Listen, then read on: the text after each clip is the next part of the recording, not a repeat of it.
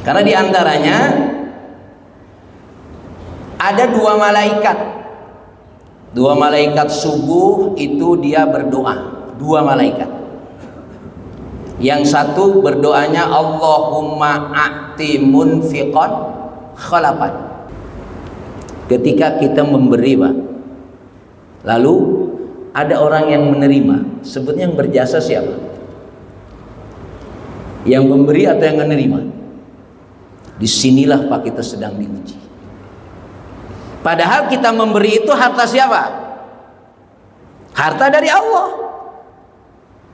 yang itu menjadi hak Allah, dan Allah akan memberikan kehidupan kepada manusia. Makanya saya tidak mengatakan sebetulnya yang miskin ada nggak, Pak?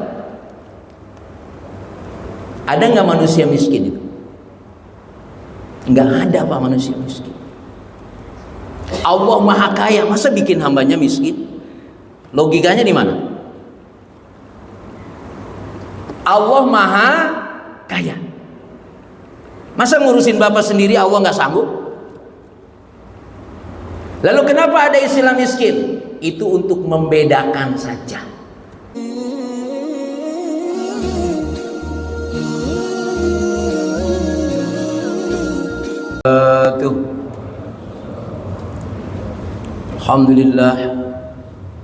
Alhamdulillahil qail fi kitabihil karim, a'udzu billahi minasyaitonir rajim. Innamal mu'minuna alladzina idza dzukirallahu wajilat qulubuhum wa idza tuliyat 'alaihim ayatuhu zadatuhum imanan wa 'ala rabbihim yatawakkalun. Alladzina yuqimunas sholata wa mimma razaqnahum yunfikun. Ulaika humul mu'minuna haqqan lahum darajatun 'inda rabbihim wa maghfiratu wa rizqun karim. Asyhadu an la ilaha illallah wahdahu la syarika lah wa asyhadu anna Muhammadan 'abduhu wa rasuluh. Allahumma shalli wa sallim wa barik ala sayyidina Muhammad wa ala alihi wa sahbihi ajma'in, amma ba'du.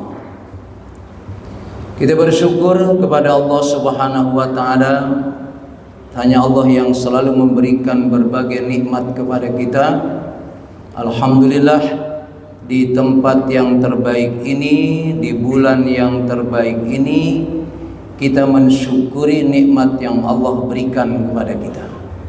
Mudah-mudahan keberadaan kita di tempat yang terbaik, di bulan yang terbaik ini, segala kebaikan Allah limpahkan kepada kita.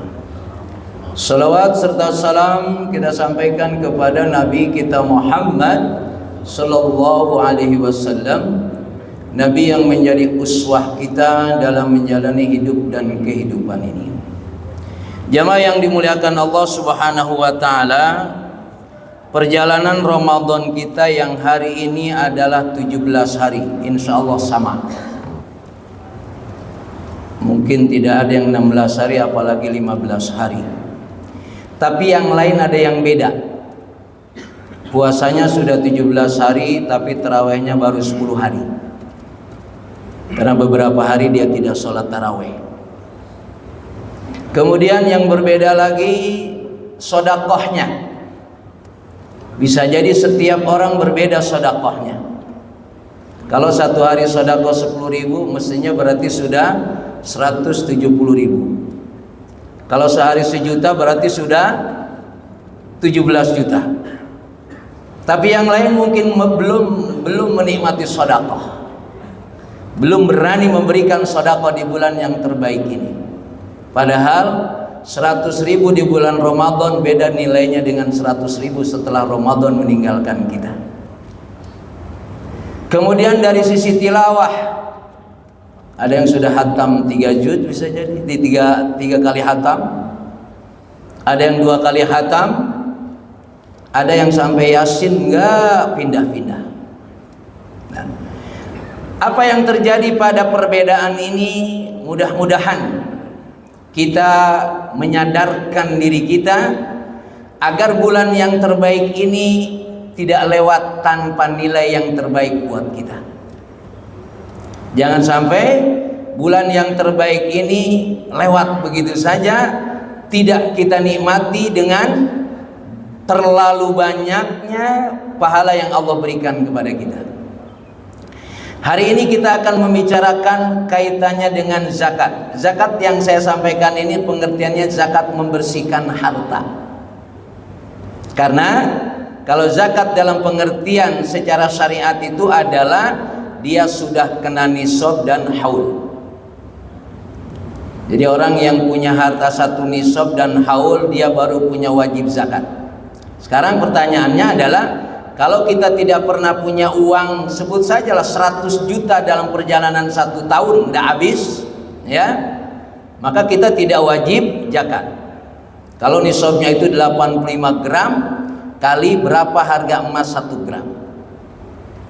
Tapi hari ini saya akan mengajak jamaah yang dimuliakan Allah Subhanahu wa Ta'ala, kaitannya dengan harta yang Allah berikan kepada kita. Pertanyaannya adalah, harta yang ada pada kita itu halal atau tidak? Bila dia tidak halal atau haram, bab ini sudah tidak bicara lagi. Karena harta haram tidak bisa dibersihkan. Ya, harta haram tidak bisa dibersihkan. Kalaupun dibersihkan, Rasulullah menganalogikan seperti mencuci pakaian dengan air kencing.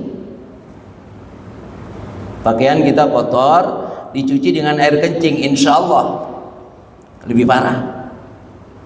Maka ketika kita bicara zakat, pengertian membersihkan harta ini adalah harta kita halal.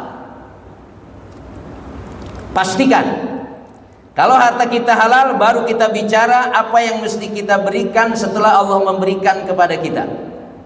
La yukallifullahu nafsan illa ma'ataha. Allah tidak membebani untuk kita mengeluarkan harta kecuali apa yang sudah Allah berikan kepada kita. Sebut saja bahasa yang sering kita pakai adalah istilah sedekah. Ini kaitannya harta yang tidak wajib. Tapi apakah harta yang ada pada kita itu kotor atau tidak? Ada istilah harta haram. Kalau harta haram selesai. Kalau harta kotor, ada nggak harta kotor? Mestinya Bapak ke kantor jam 8 sampai jam 8, pulang jam 4, terima gaji. Tapi Bapak datangnya jam 10, pulang jam 2, gajinya sama nggak? Mestinya tidak sama. Apalagi yang nggak ngantor-ngantor tapi gajinya jalan terus. Itu kalau mau disilakan harta kotor, maka harus dibersihkan. Dan pembersihan harta ini adalah kapan? Setiap hari. Apa dalilnya?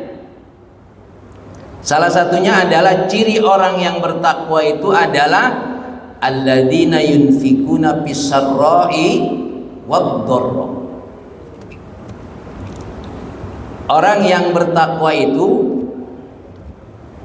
dia berinfak baik dalam keadaan lapang atau dalam keadaan sempit. Kalau antum punya duit 100.000 gitu kan, buat makan, masih ada sisanya nggak? Ada ya, berarti lapang. Sekarang punya duit 20.000, mau makan enak gitu kan, ya, jangan buat orang lain, buat sendiri saja nggak bisa gitu kan. Nah, di sini kita diuji, masih mau makan enak nggak gitu kan. Padahal ada orang yang belum ketemu makan, mestinya kita kasih. Jadi cirinya itu. Maka dasar hidup kita manusia ini adalah memberi. Ya, dasar hidup manusia itu adalah memberi, bukan meminta, apalagi ngambil punya orang lain. Nah, takwa ini sebetulnya cirinya adalah itu. Makanya puasa ini mengarahkan kita menuju la'allakum tattaqun. Makanya yang diuji urusan perut. Yang itu kalau bicara perut kan nggak bisa kompromi ya. Apalagi kata dokter saya nggak boleh telat makan. Masya Allah. Makanya diuji nih, ya, seberapa kita merasakan lapar. Lapar sama kelaparan beda nggak? Sepakat beda ya. Ya. Kita ini sekarang lapar ini, biasa saja lapar, nggak apa-apa. Ya. Tapi kalau kelaparan mungkin sudah seminggu nggak makan. Atau duitnya sudah banyak tapi masih nyolong juga, nah itu kelaparan juga itu. Ya, dia duitnya udah banyak tapi masih nyolong juga. Kira-kira kelaparan bukan tuh? Ya mirip-mirip dikit lah. Nah maka harta yang Allah berikan kepada kita, kita harus berikan kepada orang lain sesuai dengan apa yang sudah Allah berikan dan maunya berapa kita berikan kepada orang itu. Karena diantaranya ada dua malaikat. Dua malaikat subuh itu dia berdoa. Dua malaikat. Yang satu berdoanya Allahumma a'ti munfiqan khalafan. Yang kedua Allahumma a'ti mumsikan talapan.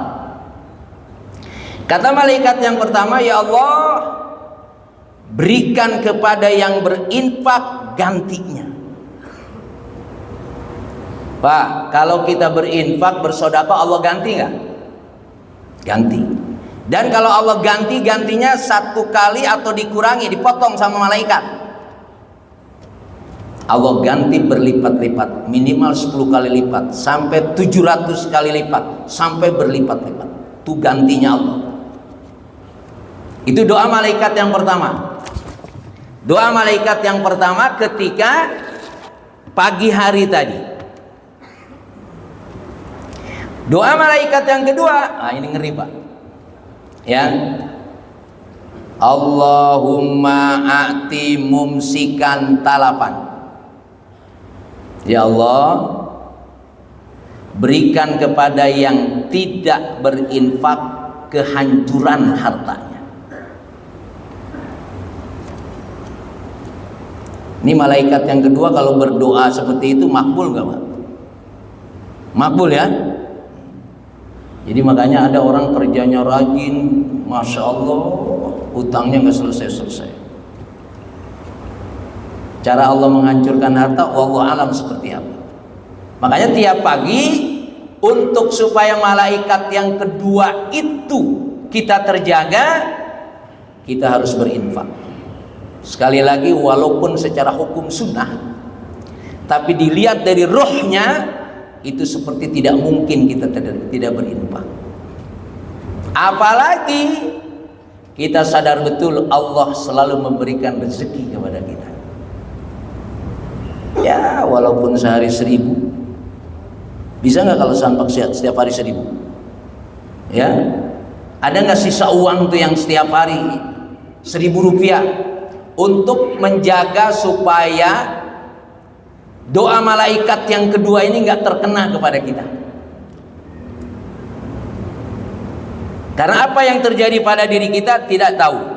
Maka ada Rasulullah bilang as-shadaqatu tadfa'ul bala. Sedekah itu mencegah mara bahaya. Maka kalau Bapak dapat kesulitan, dapat apa, kembali. Ya. Faman a'ta wattaqa wa saddaqa bil husna fasanu yassiruhu lil yusra. Firman Allah, siapa yang memberi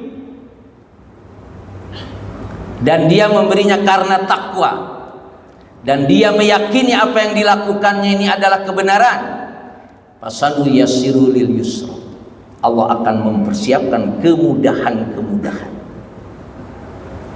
Wa amman bakhila wastaghna, tapi siapa yang pelit dan dia merasa mampu hidup sendiri tanpa ada bantuan orang lain, fasanu yassiruhu lil usra. Allah sudah memberikan berbagai nikmat kepada kita. Mari kita lihat bagaimana ketika kita memiliki harta dan kita harus memahami harta kita itu harus kita bersihkan. Di antaranya pertama adalah memahami harta itu sendiri, karena harta adalah ibtala'a mudai mahabbatullah ta'ala bi ikhraji mahbubi. Ketika kita dapat harta, siapa yang memberikan harta kepada kita? Allah. Betul? Ya. Berarti kita cinta kepada Allah, karena Allah sudah memberikan kebaikan kepada kita.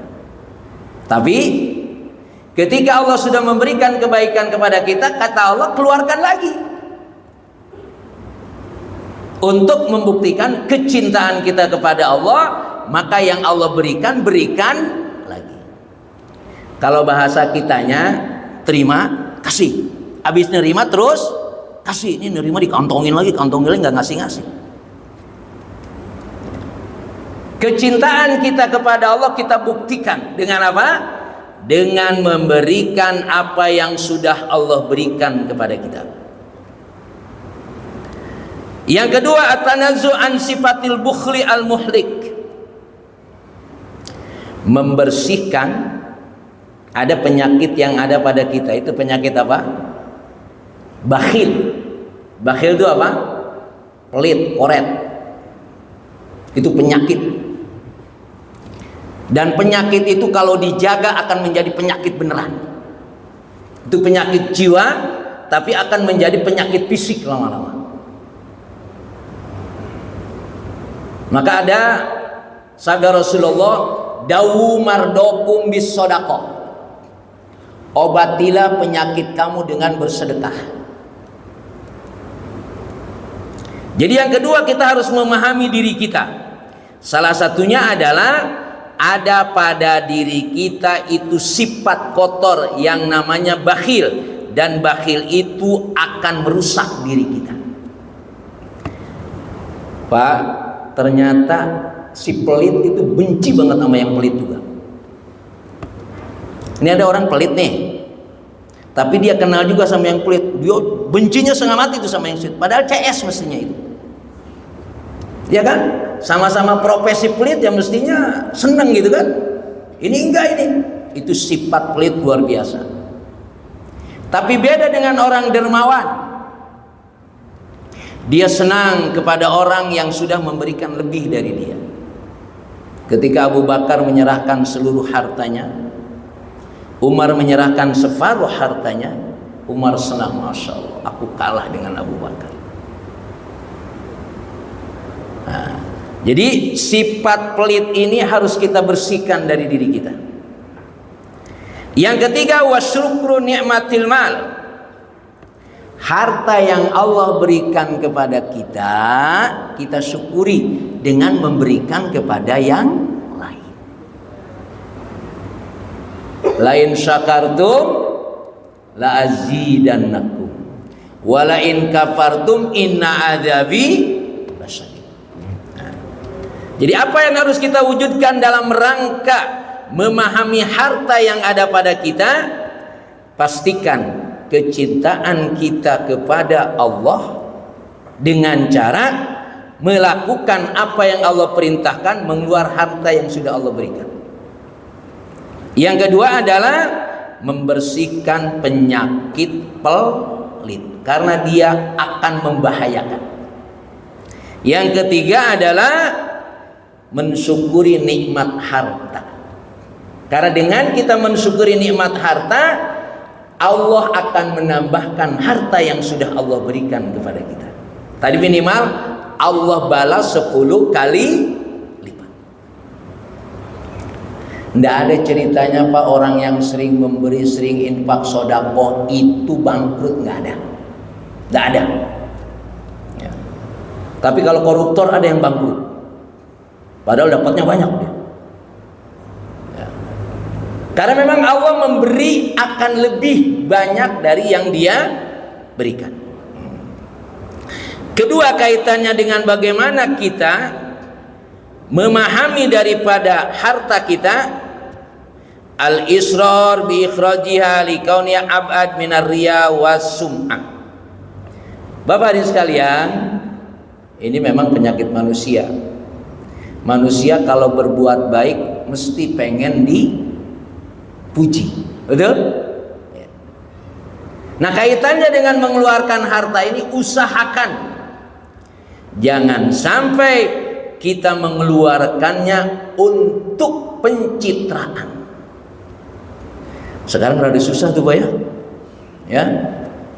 Sekarang rada susah. Apapun yang kita lakukan langsung ada fotonya. Tapi ini merupakan satu cara kita. Karena kalau kita melakukan kebaikan bisa jadi ada keadaan yang menjadikan kita bangga. Yang disebut dengan ria dan sum'ah. Tekornya 2 kali itu, ya, duit kita keluar, dosanya dapat. Nah, maka usahakan ketika kita memberi jangan sampai kita terkena penyakit ini. Wafil idhar idlalul fakir aidon. Yang lebih masalah ketika kita memberi seolah-olah kita lebih mulia daripada yang menerima. Ketika kita memberi, Pak, lalu ada orang yang menerima, sebetulnya yang berjasa siapa? Yang memberi atau yang menerima? Disinilah Pak kita sedang diuji. Padahal kita memberi itu harta siapa? Harta dari Allah. Yang itu menjadi hak Allah dan Allah akan memberikan kehidupan kepada manusia. Makanya saya tidak mengatakan sebetulnya yang miskin ada nggak Pak? Ada nggak manusia miskin itu? Nggak ada Pak manusia miskin. Allah Maha Kaya, masa bikin hambanya miskin? Logikanya di mana? Allah Maha Kaya, masa ngurusin Bapak sendiri Allah nggak sanggup? Lalu kenapa ada istilah miskin? Itu untuk membedakan saja. Makanya dalam kaitannya harta, tukhudhu min agniyaihim wa turaddu ila fuqaraihim. Diambil dari yang kaya diberikan kepada yang miskin. Jadi kenapa ada orang miskin? Ulahnya orang kaya. Karena Allah tidak mungkin menjadikan hambanya miskin. Karena harta orang miskin dititipkan kepada orang kaya. Jadi yang kaya jangan aman hidup. Di dunia mungkin aman orang kaya ini. Apapun bisa dia lakukan. Tapi kita di dunia tidak lama. Bahkan nanti di akhirat, nanti di padang mahsyar, ya, yang menolong orang kaya orang miskin. Jadi ada riwayat begini Pak, ketika orang sedang dikumpul di padang mahsyar itu, Allah mendekati orang miskin, tapi orang miskin yang sabar. Kan hidup cuma 2 ya, kalau dia kaya dia bersyukur, kalau dia miskin sabar. Allah dekat dengan orang miskin tadi, dekati orang miskin tadi, kata Allah, aku bukan tidak sanggup menjadikan kamu kaya waktu di dunia. Aku bisa menjadikan kamu kaya, tapi aku tidak menjadikan kamu kaya. Tapi hari ini kamu cari orang yang pernah menolong kamu dulu di dunia. Ya, tuntun dia, masukkan ke dalam surga. Pak, jadi nanti yang bisa nolongin orang masuk surga di padang mahsyar itu orang miskin. Di surga banyak orang miskin, banyak orang kaya Pak. Di surga Rasulullah bilang yang miskin banyak di surga, yang kaya banyak di neraka. Bahkan di dalam neraka itu udah dikatakan bukan hanya kaya, badannya gede. Nah, badannya gede-gede hati-hati. Ya. Perbedaan orang miskin yang sabar dan orang kaya yang syukur, Masuk surganya duluan siapa? Duluan orang miskin. Bedanya setengah hari. Setengah hari itu hitungannya 500 tahun. Jadi orang miskin sudah masuk surga, ya. Orang kaya masih diimigrasi lah kira-kira gitu. Itu nunggu 500 tahun. Jadi kalau melihat begini, enakan jadi orang miskin, enakan jadi orang kaya, Pak. Ini riwayatnya begitu. Kan kita semua bakal mati nih. Terus matinya mau masuk surga, masuk neraka. Syaratnya miskin. Ya. Nah, gambarannya itu adalah bahwa orang yang dia mendapatkan harta tadi, ya, itu harus dikeluarkannya, jangan sampai ria. Wa fil idhar idlalul fakir aidon, ya tadi, sehingga akhirnya dia apa? Merendahkan orang fakir. Seolah-olah yang memberi lebih mulia daripada yang menerima. Kemudian fa'in khafa ayat tahimma bi'adamil ikhraji atau man la yubali minal fuqara bil akhdhi bainal jamaah alaniyah wa atau sirran. Ya, orang kaya ini kan jadi omongan orang, betul gak? Dia selalu memberikan infak sedekah tapi dengan cara sirron. Nggak ada orang yang tahu karena dia takut ria. Hati-hati betul. Sehingga orang bilang ini orang kaya kayaknya nggak pernah ngasih sedekah nih, kira-kira gitu kan. Nah, supaya orang miskin tidak menyangka buruk kepada orang kaya, sekali-kali kita boleh memberikannya di tempat yang ramai. Sekedar untuk mereka supaya tidak suudzon.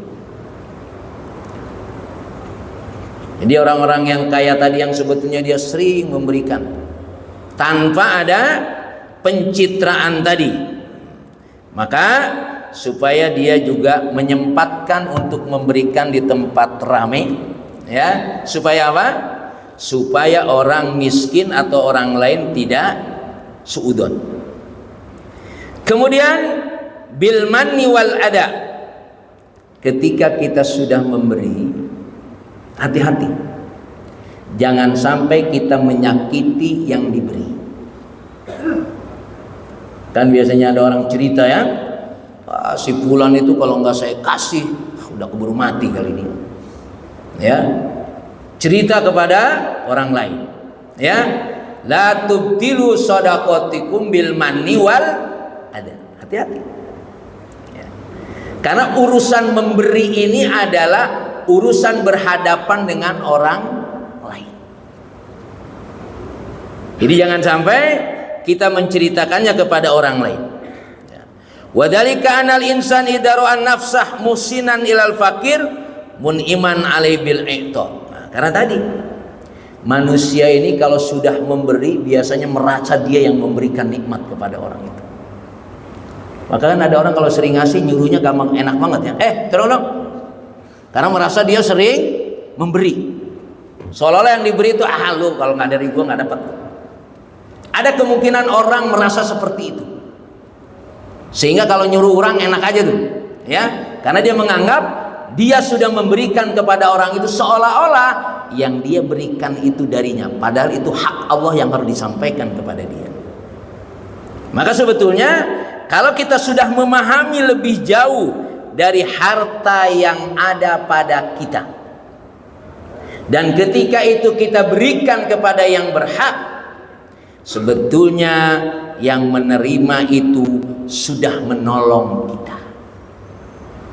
Karena tadi membersihkan harta kita, membersihkan jiwa kita dari penyakit bakhil. Ya, tapi manusia begitu. Kalau dia sudah merasa sering memfasilitasi orang lain, sering memberi orang lain, seolah-olah dirinya sudah menjadi raja kecil. Hati-hati, Pak. Berbuat baik saja. Karena itu sudah merupakan naluri manusia. Dan Rasul bilang, yassiru wala tu'assiru. Berikan kepada semua orang itu kemudahan, apalagi kita bisa memberikan kemudahan. Dan ketika kita bisa memberikan kemudahan kepada orang lain, itu amanat yang sudah Allah titipkan kepada kita. Jangan menganggap itu karena kehebatan diri kita. Orang yang sering memberikan kemudahan-kemudahan, insya Allah. Wa man yassara ala mu'sirin yassarallahu fid dunya wal akhirah. Kalau orang sering memberikan kemudahan-kemudahan, ketika orang itu menemui orang yang kesulitan, Allah akan memberikan kemudahan dia di dunia, bahkan sampai di akhirat. Kalau hanya memberikan kemudahan-kemudahan hanya untuk dunia saja, ya, apalagi kemudahannya harus dibayar berapa gitu, nah, itu insya Allah tidak ada artinya. Yassara ala musirin, memberikan kemudahan kepada orang yang dalam kesulitan. Makanya jangan sampai terkena pada diri kita ketika kita sudah memberikan harta kepada orang fakir tadi, seolah-olah nyawanya ada di tangan kita. Karena kemungkinan manusia seperti itu. Makanya tatanan hidup masyarakat ini rusak. Ada orang menganggap dirinya sudah berbuat baik, padahal sebetulnya dia belum. Nah, membersihkan harta ini bagian dari apa yang menjadi kepentingan kita.